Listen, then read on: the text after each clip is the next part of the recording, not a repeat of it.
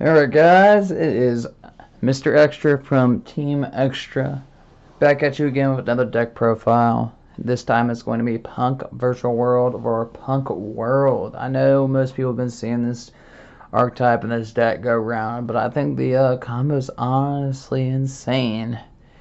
I like it. This is my own little variant of it. So we're going to get started. So for the Virtual World package, it's fairly simple. We're going to go with our, initially we have our 3 Lulus, which all Virtual Worlds, all hand effect related. They're very good extenders. If you don't know what Lulu does, Lulu searches out, she targets a Virtual World card on the field, and then she sends one to graveyard of a different type of the target, and then the only type that has not been involved yet will get added to the hand. So, target a spell, send a monster to graveyard, add a trap to hand, and vice versa. Then we have, we got our GG. I should have 3 GGs in this hoe.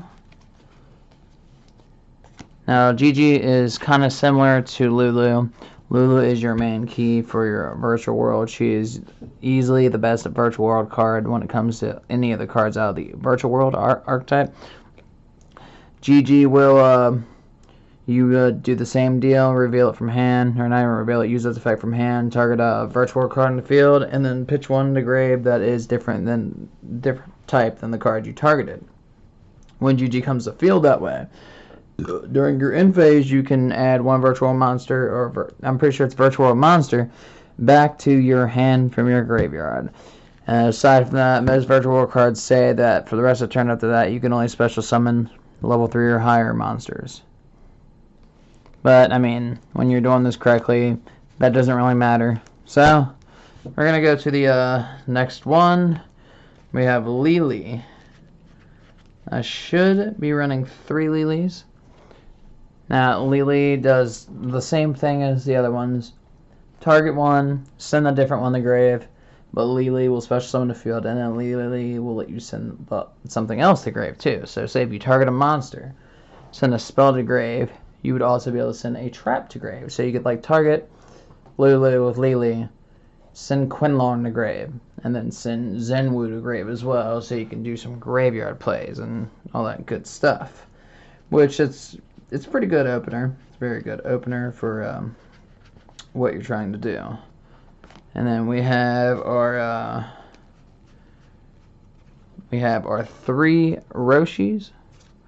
Roshi is just like the other ones, does the same deal. Target one, pitch one to the grave, that's a different type than what you targeted. And then when Roshi gets special summoned by his effect, you can special summon one Virtual Monster from your graveyard, but negate their effect. No. And we have one Ninian. Ninian is easily the second best Virtual World monster out of the main deck because Ninian is just a standard 3-star. But if it goes to graveyard and then you special summon level 3, which I mean half the monsters for VW are level 3, they're level 3 or level 6 for main deck anyways, it will bounce back from grave as a tuner. And then when it leaves again, it will get banished. And then if it gets banished, you can take one of your cards that are banished and add it back into your deck and then try to cycle out.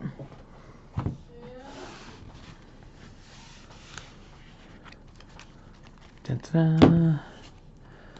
Now for the back row for Virtual World, very simple. We have our 2 Chojis for general harassment and target and destroy. We have, should be 3 Quinlongs up in here. 3 Quinlongs to target monsters on the field and banish a Virtual World monster and then negate their effect until it turns out, or pitch it to grave, banish from grave, search for a Virtual World monster, and then discard a card afterwards for pretty much cost. Then we run, if I'm not mistaken, 2 Coloons. You can run 3, you can run 2, but I mean, I don't like drawing into a hand of 3 Coloons personally, but Coloon is pretty nice. It will guarantee you getting a Virtual World Gate card from your deck and then slapping it on the field face up. And then depending on the number you have of this will depend on what it does. If you have 2, they'll gain 3. All virtual monsters gain 200 attack. If you gain 3, if you already have 2, because one it applies it after it picks the card and puts on the field, or whatever you pick. So say if you already have like Quinlong and Chuji on field, you would get, and then you use this for Zenwu, you'd get 3. 3 is send the top 3 cards of your deck to grave, and then if you get 4, you can special summon up to 4 virtual monsters with different names from the extra deck, which is nice. It sounds awesome, but the relatively, I butchered that. It's not going to happen very often where you're going to have 4 on the field at the same time, because there's 3. And then in order to have 4, you're going to have to just set an extra one out there just to try to make that happen. You got a Zenwu to change attack position monsters to defense position during battle, as long as you have another virtual gate card in the field. But it mainly shines when you throw this to grave, banish it, discard a card, and then you can special summon one of your virtual monsters from your graveyard to do your virtual world plays. Now, that is it for the virtual world side of this. So let's get on to the other side of this, the punk side. So for punk, we run 3 Zul'Aman. Zul'Aman's huge for what you need it for in this, because you use Zul'Aman to search out for your Madam Spider. Zul'Aman, you pay 600, and then you search out for Madam Spider, or your better choice is Foxy Tomb. So you use Zul'Aman, pay 600, search out for a punk monster, which is going to be Foxy Tomb. Foxy Tomb's effect is you can pretty much toss her and then 1 card from your hand to graveyard, which if you have a good hand, it's going to be Quinlong or Zenwu. And then you can special summon a punk monster from your deck, which will be Madam Spider. Madam Spider, you'll pay 600 and you'll basically search out for Gabu. Gabu is pretty much an imperm for this archetype. It is a standard imperm, does not do the column thing, but it works just like imperm aside from that. In this case, 2 Gabus. Because I've been in the situation where I've been able to search Gabu twice. But you can easily drop that and make it down to 1 too. So, that is for the punk side. Let's get on to the other stuff.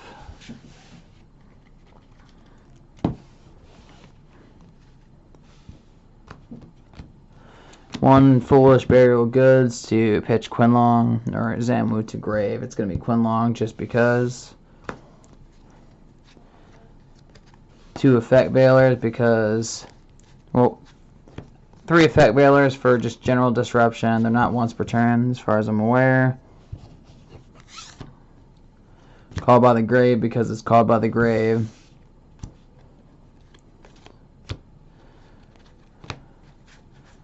Two Ghost Ogres for general disruption. These are like your little hand traps and your fluff. A Harpy's Feather Duster for back row disruption, or just destroying back row. A Cult Wing and a Despot 1, which I'll elaborate why that's in here momentarily, because this is a token variant. And then your power card of the whole deck, which is going to be your 3 teleports, which potentially for this combo to go off, you can set up a pretty fat board. And you can play entirely teleport, and you can set the whole board up with as long as you have a normal summon.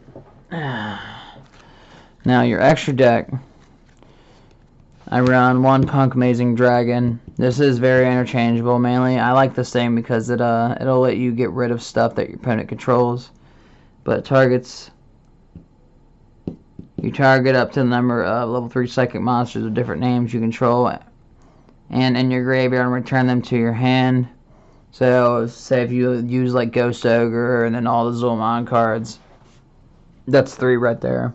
And then if you count like Lulu, that's 4. Count Ninian, that's 5. Anything that's a psychic tuner. Well, no, Ninian is not a psychic tuner, but you get my point here. You can, well, it's level 3 psychic monsters with different names. You can do quite a bit. And then you return them to the hand, the target you pick, and then you can target 1 punk monster in your graveyard, except Punk Amazing Dragon and special summon it, which usually in this situation I target Madam Spider and then special summon her and then search out another Gabu. Then we have a Vermilion Dragon Mech for usual popping cards and cycling tuners and being useful. We have a Croco Dragon to be able to draw and to be able to pop stuff on the field. We have a Shinshin because Shinshin is the key part of any Virtual World extra deck for basically being a Cosmos. Nice Banishy. And finish back Earth Slicer to try to pick apart boards and destroy up to 2 cards on the field and then swing down stuff and steal material. Jui just to send stuff to grave and to try to link climb up with. Well, synchro climb up with. Coral Dragon because it's a 6-star tuner, which in this situation, I don't have Muddy Mud Dragon yet, but he's in the mail. He's on his way. Because Muddy Mud Dragon is a replacement for... I run Charge Warrior in here too to draw, but Muddy Mud Dragon is how you could cheese Dragoon out with this deck. Because you would use Muddy Mud Dragon and then use Tozen. And then you would use Muddy Mud Dragon's effect and change its name to Dark Magician. And then use its second effect as a poly. So we have Ultimate Tozen, and then we have Crystal Wing. So you use Tozen to bring out Crystal Wing. Real easy to do. You just use like Roshi and Lily, or like Coral Dragon and Lily, or Stardust Charge Warrior and Lily, or Stardust Charge Warrior and Roshi. And then sync them both off and then set a card to bring out Crystal Wing. Another Shinshin, because Shinshin is life. We have a Borreload Savage Dragon. He's a temporary right now. I'm using him right now until I basically get my Muddy Mud Dragon so I can use my Hot Red Abyss Archfiend. A Cupid Pitch because it works very good with the combo we have to do with this deck. A Charge Warrior for draw power, and he's just a general level 6 so we can climb up. And then the combo. We have a Mecha Phantom Beast Auroradon, and we got a Holly Fibrex. Oh, fancy boy. Now I'll explain real quick all the sussy stuff you could do with this real fast. Alright, so we're gonna set up a hand real quick just to give you an idea, because literally the whole combo gets started literally off just having teleport. So we're gonna just pick out a pretty useless hand, right? And that is my dog, if it hears it. My dog is barking. Of course he is. So let's go teleport, Quinlong. Let's go like an effect failure.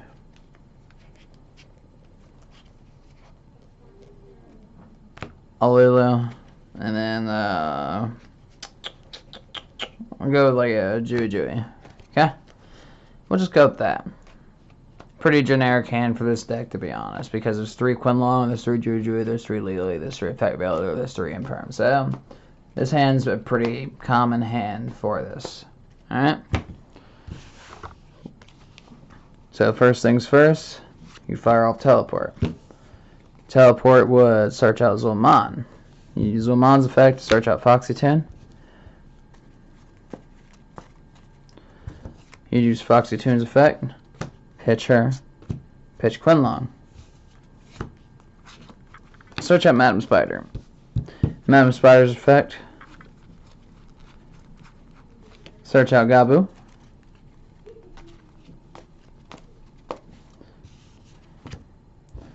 Then link those 2 off. Link those 2 off in Fibrex. Fibrex's effect, you're going to go search for Deskbot. Every time I see him to do this, I always end up finding him in my extra deck for some reason. Man likes to get around. Where are you at, Despot? And Despot.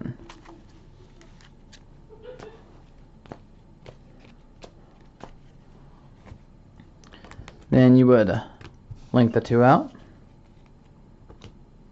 Make a Auroradon. Auroradon hits field. Auroradon's effect. You get 3 tokens. And then Despot would come back because of its effect, because of the tokens. You sink the Despot and the token out for Cupid Pitch. Now, there's a couple things you can do here. Cupid Pitch, his effect would go off. She would drop to level 3, or you can make it level 5. Now, level 5, we can go one way. Level 3, we can go another way. Because if she's level 5, we can sink out 8 and go into Savage. She's level 3, we can sink 6. And then go into Charge Warrior. But we're going to go ahead and use Auroradon's effect. We're going to pop himself and one of these tokens, right?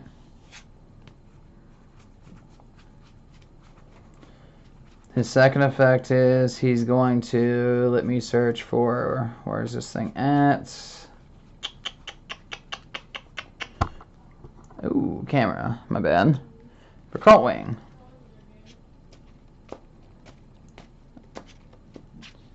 Actually, to make this even more interesting, we wouldn't even search Cult Wing yet. Auroradon stay here. We would sink these two out. We're going to go ahead and just go 8.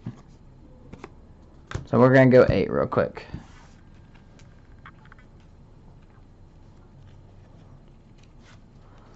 We'll go 8 into Savage. Your opponent would take 800, by the way, because of Cupid Pitch's effect. Auroradon's effect. Pop the token, pop Auroradon. Search out Cult Wing. As soon as Cult Wing hits the field, he'd pop out tokens. Alright, now we got 2 more tokens here. And since 2 more tokens came out, the Despot's going to come back too. So Despot's going to come back as well. Now, Cult Wing has an effect where this card's level is increased by the total level of all Mecha Phantom Beast tokens you control. And so, basically, he could be 4-star, or he could be 10. Now, you could go a couple routes with this, right? So we're going to go, because this is a little different than the combos I've seen. We're going to use that effect, make him potentially a 10, or we could just tribute 2 tokens and then target 1 card your opponent controls and then banish it. So we can sink out 5 potentially. But we're gonna go ahead and Despot. So he should be at 10 right now. We're going to go ahead and sink 11.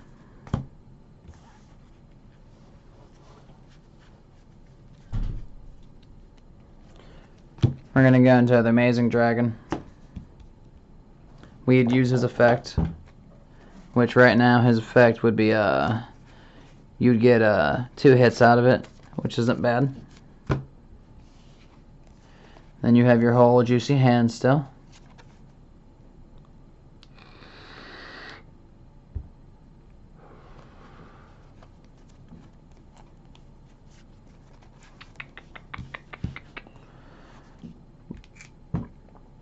So, go into Lulu. I would, let's see, we could sink 9 or sink 6. I'd actually sink 9 here. Sink 9 into Shinshin. Okay? Remember that Quinlong from earlier?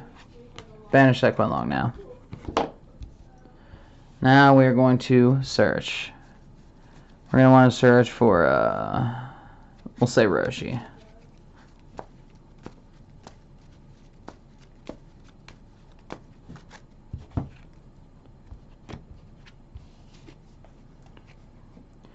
And then we'll pitch the Jiwi. Alright, so Roshi would target Shinshin. Sanzan Wudigrave.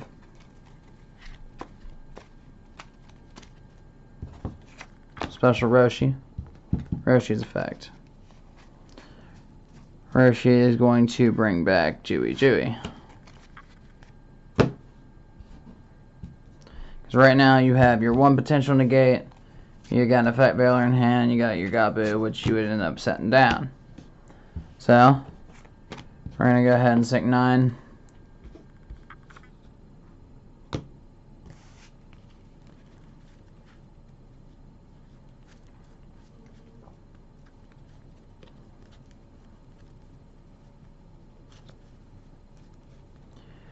And a Krako. Krako's gonna let us draw a card. Cool. We can keep playing. That was kind of the point here. So we got our Ghost Ogre. Let's see what we got in here to work with right now.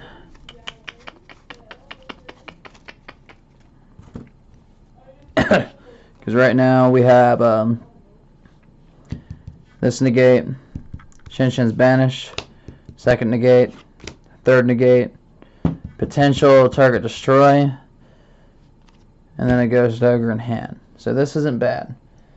But there's one other combo we're going to try to do. So this is like a moderately decent setup, assuming. But your initial end game for this board would, assuming you draw the perfect hand, absolutely fantastic. I'll just show you what the board would look like if you just get the God hand, which it happens, but most of the time you'd have to protect yourself from getting hit on the way up. So your God hand board would look like this. You'd have Savage out with Vibrex on him. You'd have Shinshin out. You'd have Crystal Wing, Tozen out as well. And then you would end up with either Amazing Dragon or Vermilion. I would choose Amazing Dragon, assuming which route you went with it. You would end up with a Gabu face down, probably an effect veiler in hand, more than likely. And then you would have a Choji face up on the field. So your end board would actually look like this. If you obviously drew the perfect hand, which in a perfect world, yes. And this is just assuming like no one stops you on the way up. You'd have your Omni negate, you'd have your banishing, you would have a negate here, so that's 2, 3, disruption there, and then your effect veiler in hand because you played 3. But this is all I got for you guys for right now. I'm very tired. I have to sleep for work. I have more content coming. Team Extra is going to be going into overdrive. We're going to be expanding across all platforms. Twitch, Twitter, Instagram, whatever else is available. You name it. Glad you enjoyed the show. You have any questions, concerns? We do have a Discord now. It is actually on the channel as well too. You have any questions, concerns? Just like, comment, subscribe, and thanks for watching.